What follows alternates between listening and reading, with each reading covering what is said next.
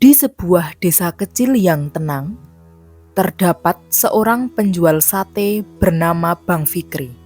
Setiap sore, aroma bumbu yang khas dari warung sate miliknya menggugah selera penduduk desa. Namun, di balik kesuksesan dan kenikmatan sate gagaknya, ada sebuah kisah gelap yang menghantui hidupnya. Ini adalah kisah tentang bagaimana ambisi dan ketidakpuasan dapat menjerumuskan seseorang ke dalam kegelapan pesugihan yang membawa konsekuensi yang tidak terbayangkan.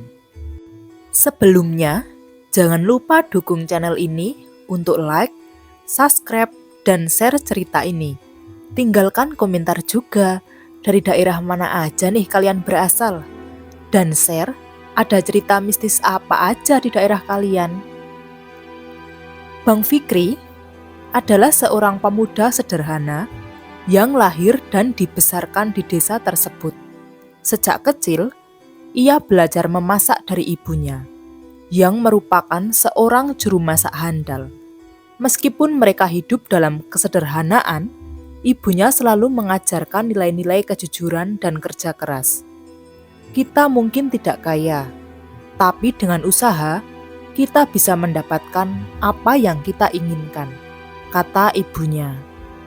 Setelah lulus dari sekolah menengah, Bang Fikri memutuskan untuk membuka warung sate. Awalnya, bisnisnya berjalan lambat dan ia harus berjuang keras untuk menarik pelanggan. Namun setelah beberapa bulan, rasa dan keunikan sate gagaknya mulai dikenal. Penduduk desa mulai berdatangan untuk mencicipi hidangan istimewa ini. Dan seiring waktu, warungnya pun semakin ramai. Meskipun bisnisnya mulai berjalan baik, hidup Bang Fikri tidak sepenuhnya bahagia. Ia memiliki utang yang menumpuk akibat dari perawatan ibunya yang sakit.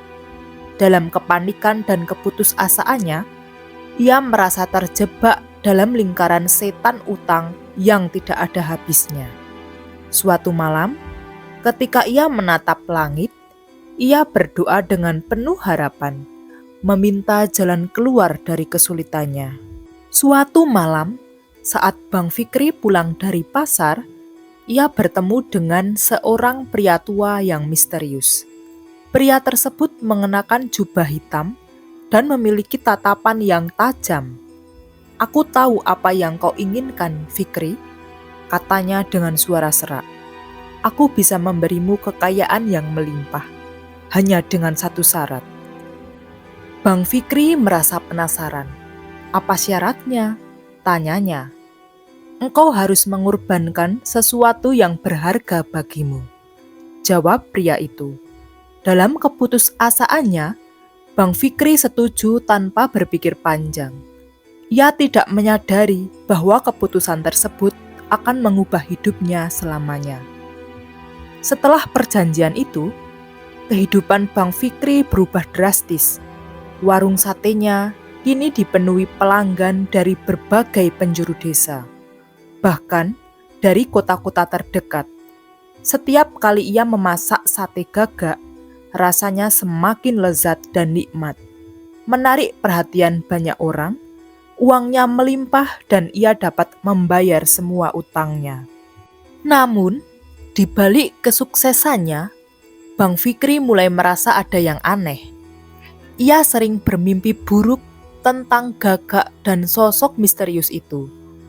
Dalam mimpinya, ia melihat bayangan orang-orang yang pernah ia cintai, termasuk ibunya.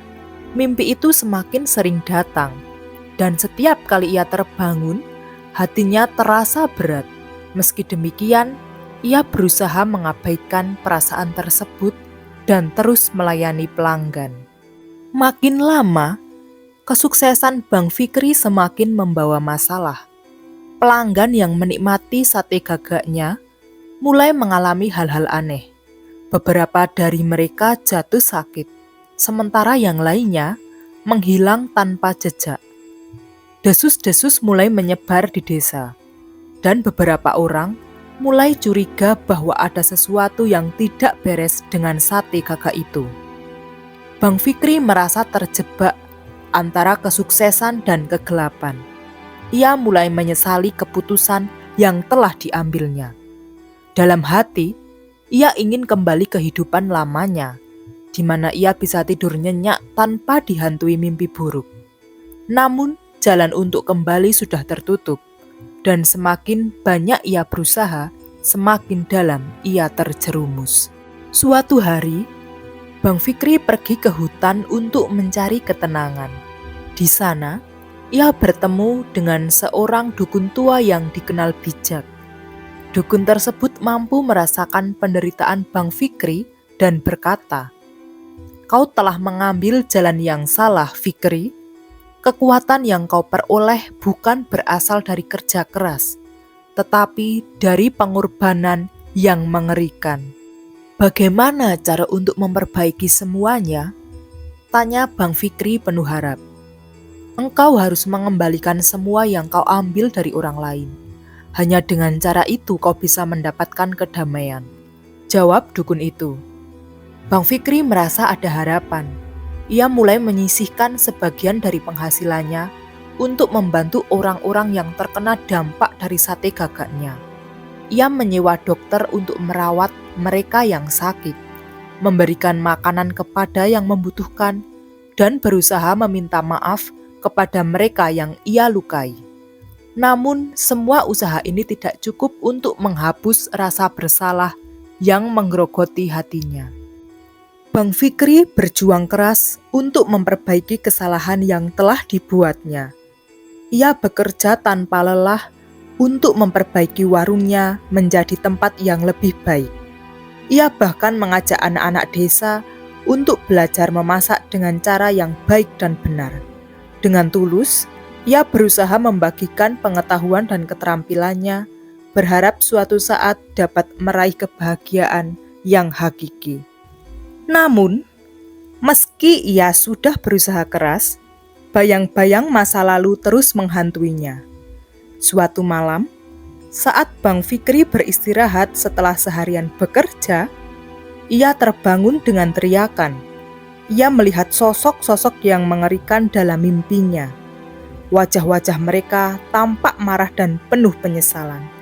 Ia merasa seolah mereka menuntut balasan, menuntut agar ia membayar harga yang harus dibayar. Di tengah tekanan yang semakin besar, Bang Fikri akhirnya menemukan kekuatan dalam dirinya. Ia bertekad untuk melakukan sesuatu yang lebih besar. Ia mengumpulkan warga desa untuk mendengarkan kisahnya, berbagi pengalaman pahit tentang pesugihan yang dialaminya.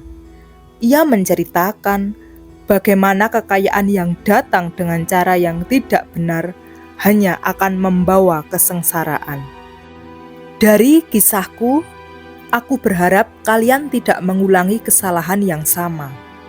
Mari kita bangun desa ini dengan kerja keras dan kejujuran," ucap Bang Fikri dengan suara penuh emosi. Warga desa mendengarkan dengan penuh perhatian. Mereka merasa tergerak oleh kisah Bang Fikri dan mulai menyadari bahwa tidak ada jalan pintas menuju kebahagiaan. Setiap orang di desa mulai bekerja sama, membantu satu sama lain, dan menjauhi godaan pesugihan. Kisah Bang Fikri menjadi legenda di desa itu. Ia mungkin tidak lagi memiliki kekayaan melimpah, tetapi ia menemukan kedamaian dan kebahagiaan sejati dalam hidupnya. Dia terus menjual sate gagak, namun kini dengan cara yang jujur dan baik. Setiap kali ia memasak, ia merasakan cinta dan kebahagiaan, bukan ketakutan. Kisah ini adalah pengingat bagi kita semua. Pesugihan dan jalan pintas menuju kekayaan seringkali membawa kita ke dalam kegelapan dan penyesalan. Mari kita ambil pelajaran dari perjalanan Bang Fikri dan selalu ingat bahwa kerja keras dan kejujuran adalah jalan menuju kebahagiaan yang sejati. Kita harus memilih dengan bijak, karena setiap keputusan yang kita buat akan menentukan masa depan kita. Semoga cerita ini menginspirasi kita untuk menjauhi pesugihan dan menemukan kebahagiaan melalui usaha dan kejujuran. Terima kasih teman-teman yang telah mendengarkan cerita ini. Saya mohon maaf apabila ada salah dalam perkataan ataupun pengucapan dalam menyampaikan kisah ini. Semoga sukses dan sehat selalu untuk kita semua. Sampai jumpa di cerita berikutnya. Dan jangan lupa, katakan tidak pada pesugihan.